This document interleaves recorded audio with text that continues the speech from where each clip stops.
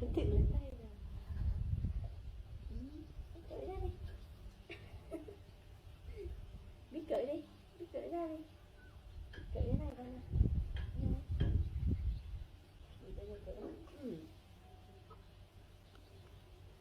Một cái bộ này nhá.